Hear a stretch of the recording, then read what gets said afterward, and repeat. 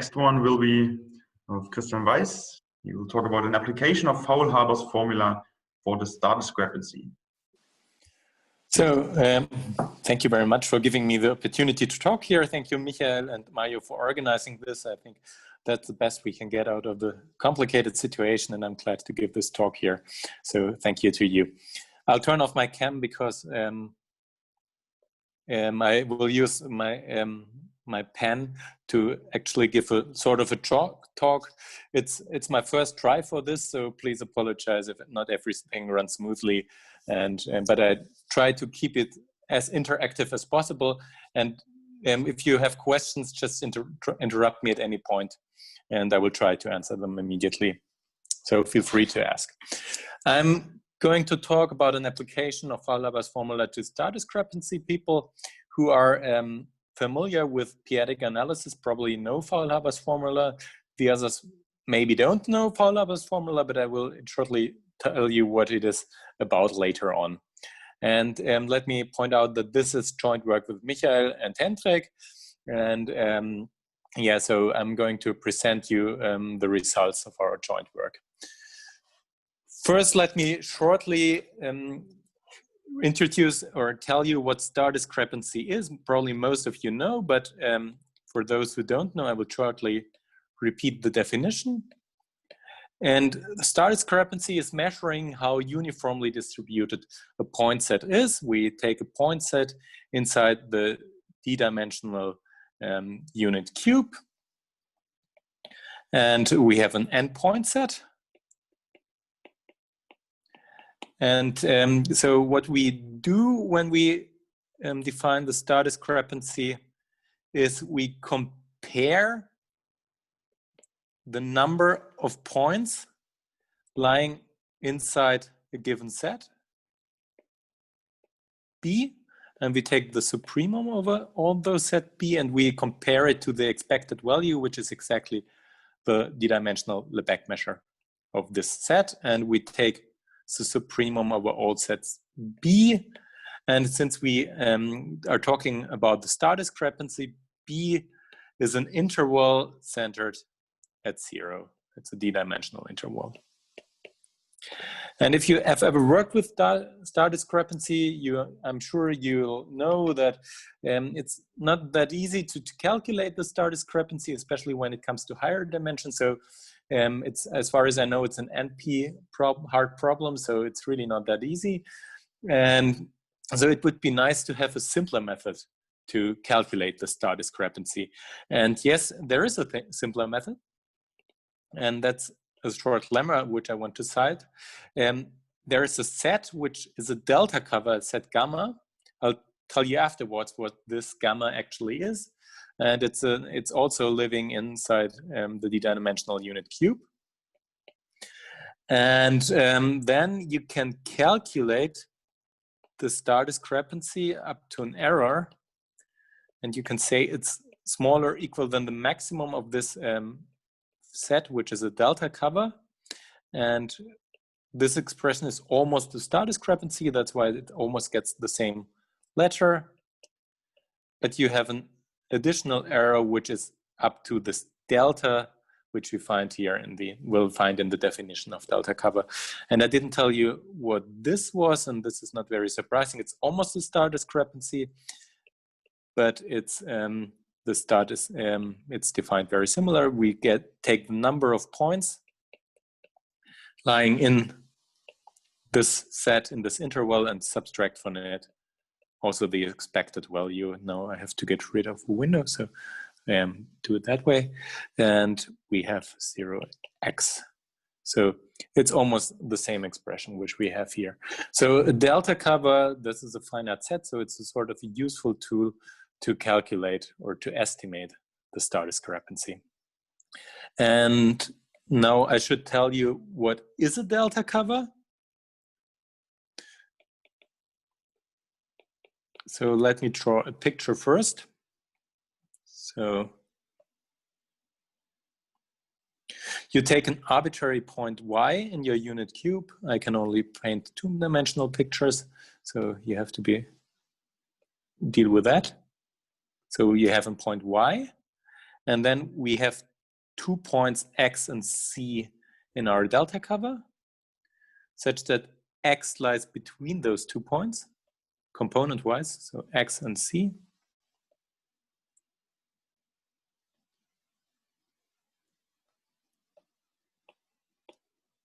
So X smaller or equal to Y smaller or equal to C.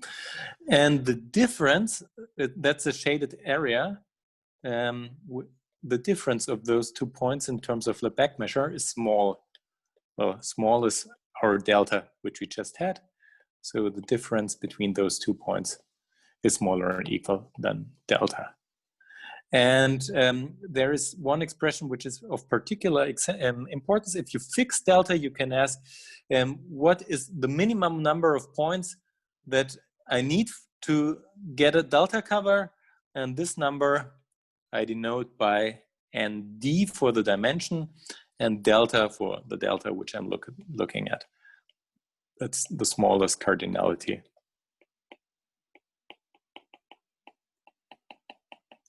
Of the d-dimensional delta cover.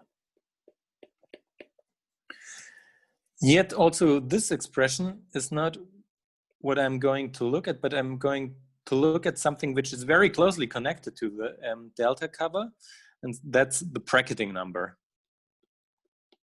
So I think that's the last definition which I'll have. So it's all the definition at the beginning, but I think I need that because this is all the so you know all the technical details which we later on need, and I can talk about these definitions without introducing more notation.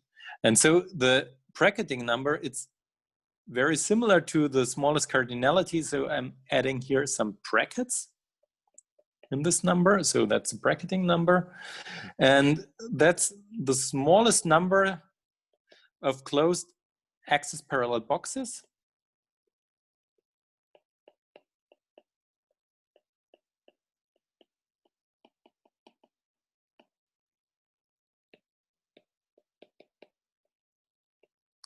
So now boxes, so and that's the difference. We are now looking at intervals going from X to Y, not anymore centered at 0. And with, yes, the same condition which we just have had above. And it's the Lebesgue measure of these 2 points lie close together in terms of the Lebesgue measure, smaller and equal to delta, and the union, whose union really covers the unit cube. So it's I think it's clear that there is a connection between the delta, the smallest cardinality of a delta cover, and the bracketing number. And this, this connection we'll see in the following lemma. And then well, after having this lemma, you'll know the connection between star discrepancy, delta covers, and bracketing numbers, and that's the following is missing. So if you compare the smallest cardinality of a delta cover, then that's smaller or equal than 2 times the bracketing number. And this is again smaller or equal than n, than the smallest cardinality times 1 plus the smallest cardinality. So we now know by the 2 lemmas, we know how the delta cover, the bracketing number, and the star discrepancy can be compared. And so we see that the bracketing number is also sort of useful for calculating the star discrepancy. What I'm going to talk about for the next minutes before I come to applications to star discrepancy, it's the bracketing number.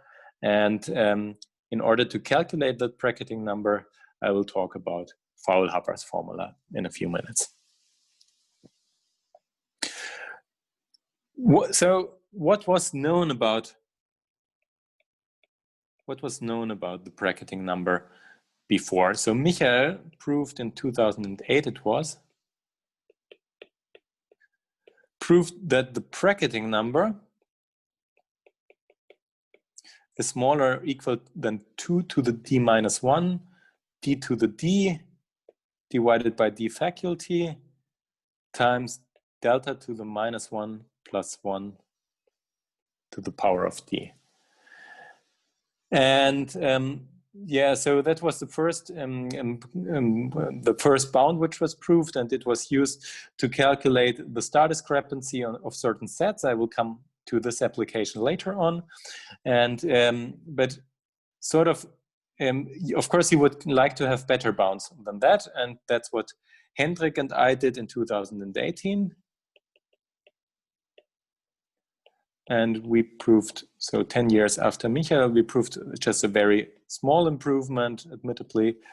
We proved that it's smaller or equal than 2 to the d minus 2 divided by, and then you get the same expression, d faculty delta to the minus 1 plus plus 1 again to the power of d plus 1/2. So there's some sort of an error term here. Delta to the minus 1 plus 1. Yeah, so that's after having found that out, Michael and I in a conference in Linz realized that maybe it would be a good idea to join forces and try to work in a team of 3 and try what is the best which we can prove for the bracketing number. And then what we started with was doing numerical experiments, just trying to get a computer and doing the calculating the bracketing number on a computer and comparing it to our bounds.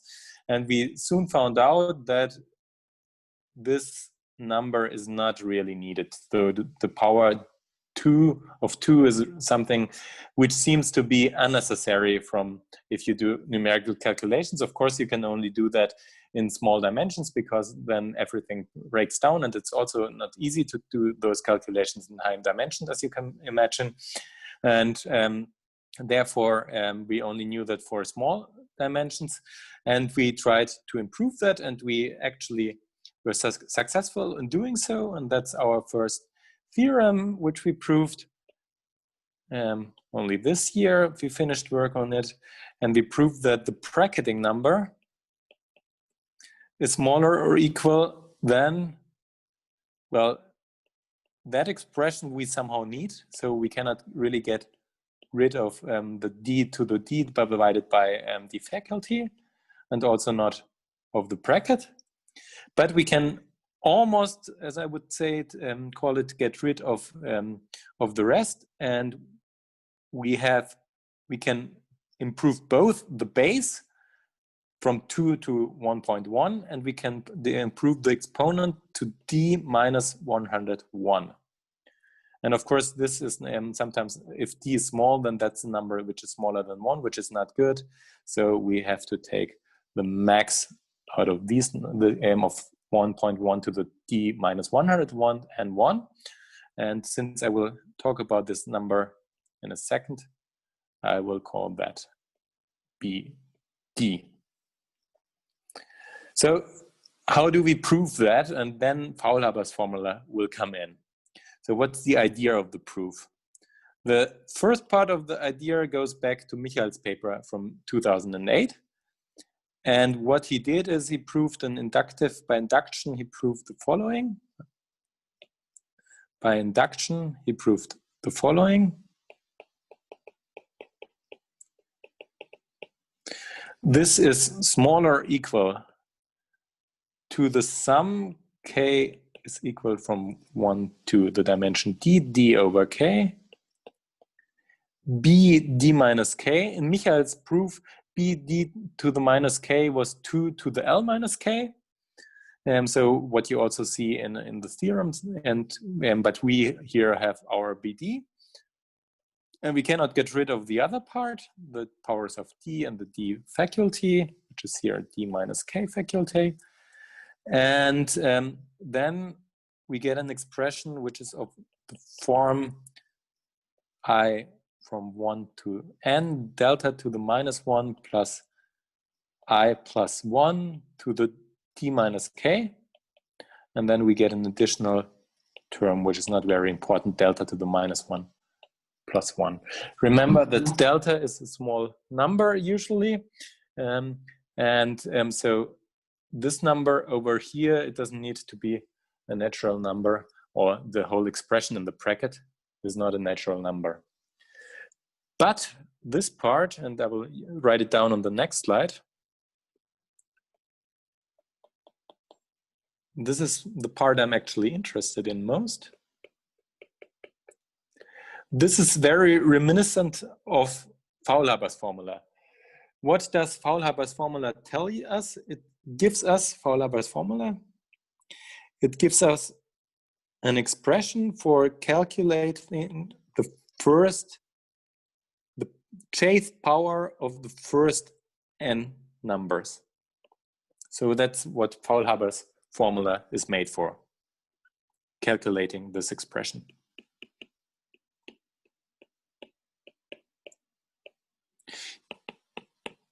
There, of course, the formula also has right-hand side and not only a left-hand side, but then the right-hand side is a bit complicated. It involves some Bernoulli numbers and also the Pochhammer symbol. And therefore, I don't think I will write down the formula. You'll find it where if you just Google for it. And what is the difference here? As I just said, this doesn't need to be a natural number, but it's possible that it can be an arbitrary real number, basically. And so this is not a real Faulhaber sum, but this is a shifted Faulhaber sum.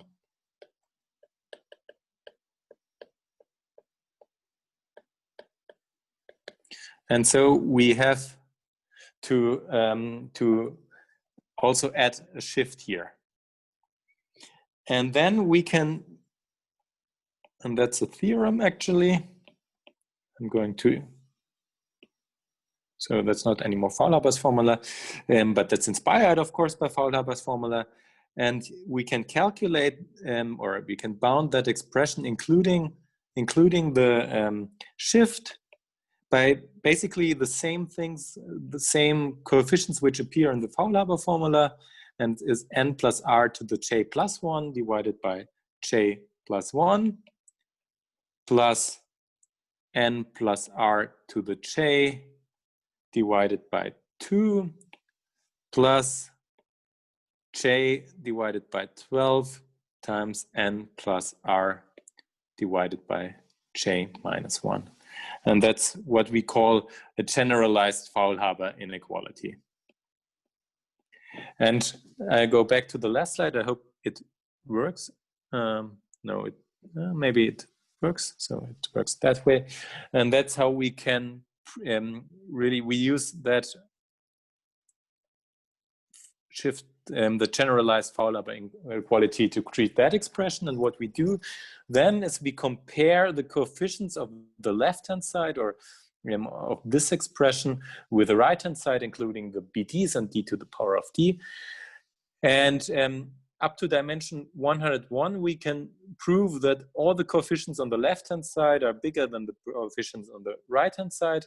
But in dimension 102, you'll find one coefficient on the right-hand side, which is bigger than the coefficients on the left-hand side.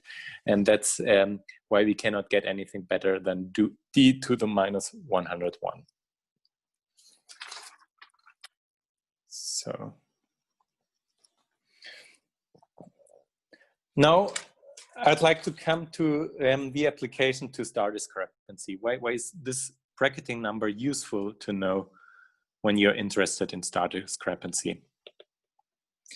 And we already saw the lemma with which I try to motivate what I do. But I can give you an interesting application which is totally different. And probably you know the theorem of Heinrich, Nowak, Wasilkowski, Wozniakowski from 2001. Heinrich, Nowak, Wasilkowski, Wozniakowski. And here I'm talking again about the curse of dimensionality, or as we heard in the first talk, curse of dimensionality is always a problem. And can we by any means reduce it. So there, for all n and d, there exists an endpoint set according to their theorem, such that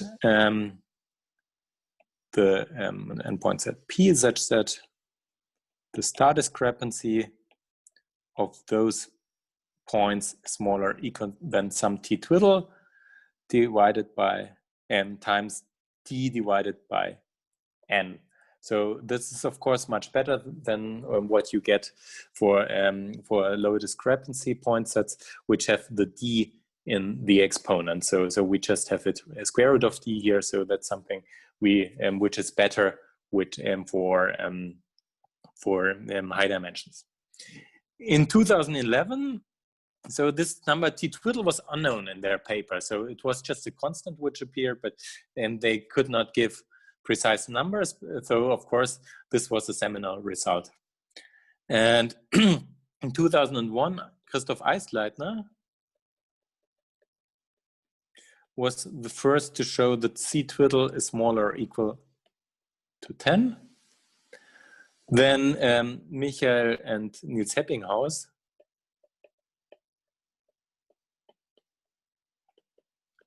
I think it was last year, they proved that C twiddle is smaller or equal than 2.55. And from our results, by using the improved bracketing numbers, and it's basically the same ideas as in the paper of Niels Heppinghaus and Michael Knebuch, but with the improved bounds for the bracketing numbers, we get that C twiddle is smaller or equal than 2.4968. So that's a slight improvement, and I'm aware of recent results by Friedrich Billigsheimer, Gomez, and another, what was the last name, and Gomez Perez. Yes, they did some numerical experiments, and they think that the number C twiddle must be close to 1.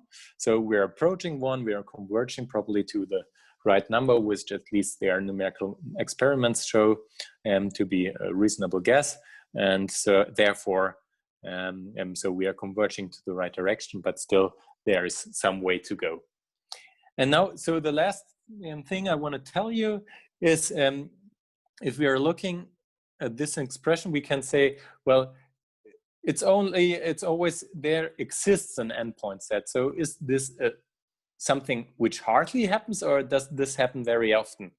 And here I really come to random point sets. So where this is a symposium about random point sets, so there should appear some random point sets. And so let's take a finite sequence. I'm going to erase that one again, once again, sorry for typo. So we take an Monte Carlo point set, which is uniformly distributed on the d-dimensional units cube. And already in 2014, Benjamin Dürr proved that, well, the typical thing measured in terms of expectation is that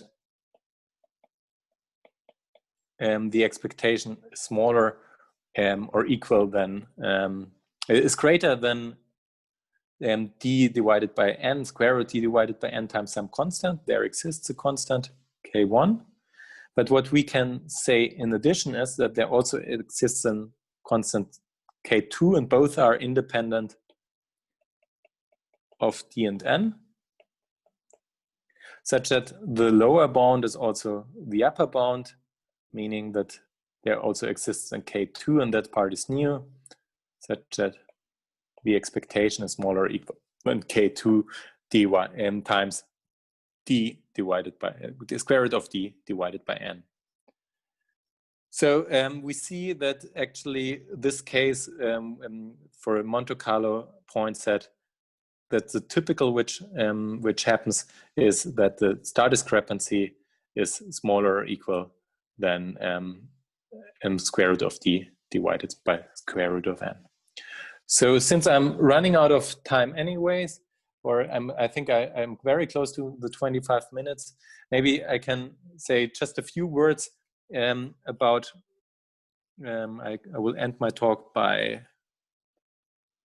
once again talking about this, about the bracketing number inequality, which is sort of the technical core of our work.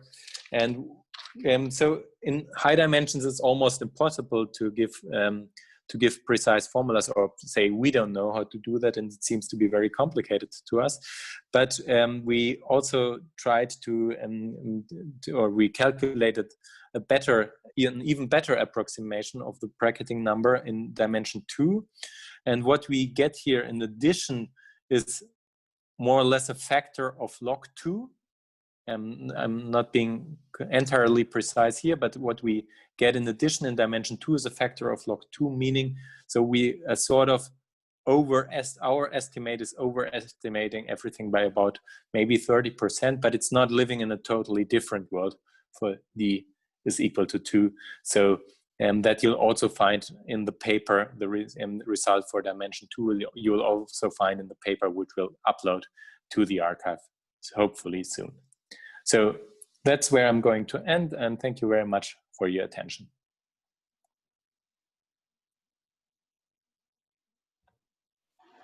Okay, thank you very much, Christian. Are there any questions? Maybe for the question that gives time to other people, I give to Michael, who has maybe a better overview there. Hopefully I don't have so many questions because I'm a co-author. Please explain to me again why. No, sorry. Just one comment on your last slide. Maybe one could say something about the size of K2 of the constant, because that is not too far away from 2.5, right? Yeah, it's close to 2.5. Let me look it up. The constant K2. Give me a second, please. It's something like 2.5. For dimension 2, we get 2.55, and for dimension 3 and greater, we get 2.536. So it's K2 is close to 2.4968. Right. One technical question: what did you exactly use for your presentation? You just used an ordinary tablet, or did you use some special professional very professional graphic tool? I used my very professional iPad, which I borrowed from my university. Thanks for sharing this. Kann ich eine Frage stellen? Can I ask a question, Michael? Of course, please. Okay. So first a remark about this last result, the upper bound. I actually think that this should follow from the general results on empirical processes also, because this Heinrich Nowak-Wasilkowski result is with high probability, and it's I mean concentration result actually. So this expectation result should follow either indirectly from these concentration results, or maybe even directly from the corresponding results of empirical process theory. But interesting, of course, is the size of K2. I think that K2 is close to K1 is kind of interesting. And question would be, what about lower bounds of the bracketing numbers? Because you proved upper bounds for the bracketing numbers. I know lower bounds for the entropy, but what is known about lower bounds for the bracketing numbers? I'm not aware of any result, but maybe Michael knows more about that. Yeah, so first, you're completely right, Eike. So I think indirectly, you definitely could also here prove from the results of Erich and Stefan and Greg and Henrik such an upper bound.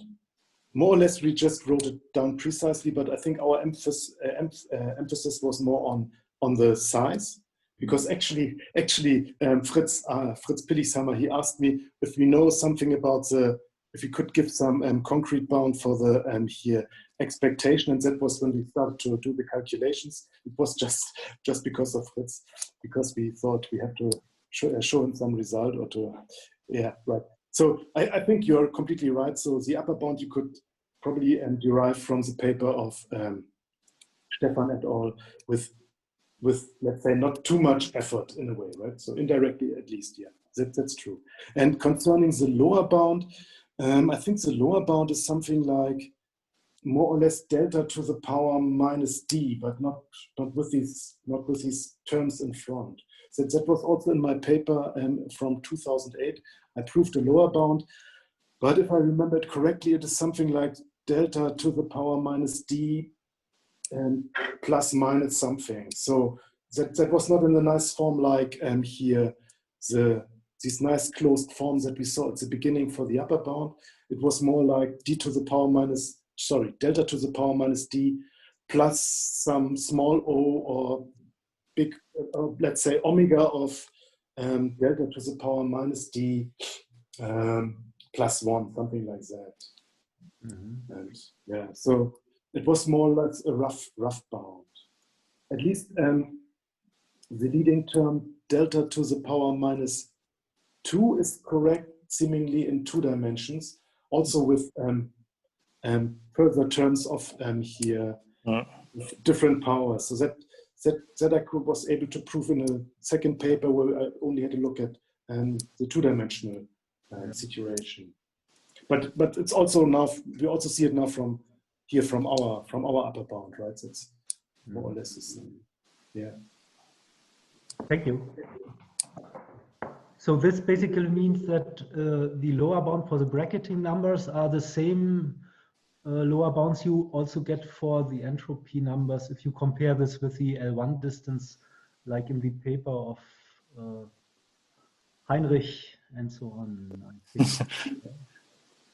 So this delta to the minus d is natural there, and I was wondering if there is something bigger with something like 1.01 to the d or yeah.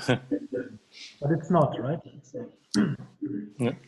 No, I'm not aware of it. No, I guess not. So far only delta to the power minus d and nothing extra. No bad factor in front. Okay.